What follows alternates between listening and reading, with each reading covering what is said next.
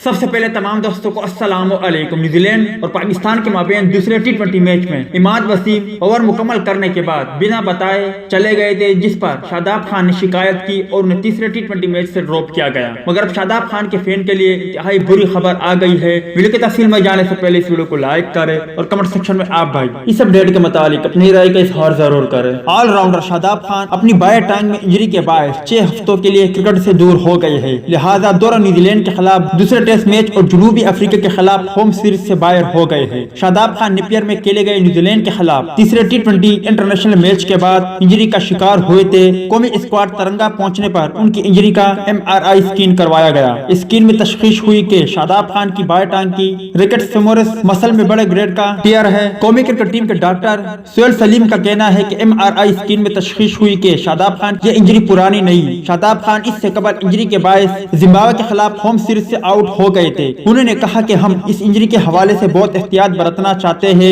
लिहाजा उन्हें 6 हफ्ते हराम तजवीज किया गया है। याद रहे कि पाकिस्तान और जनूबी अफ्रीका के माबेन 2 टेस्ट और 3 टी20 इंटरनेशनल मैचों पर मुश्तमिल सीरीज 26 जनवरी से 14 फरवरी तक जारी रहेगा। उम्मीद है दोस्तों कि इस अपडेट से आप भी मायूस हो गए होंगे। इस अपडेट के मुताबिक अपनी राय का इजहार कमेंट बॉक्स में जरूर दें।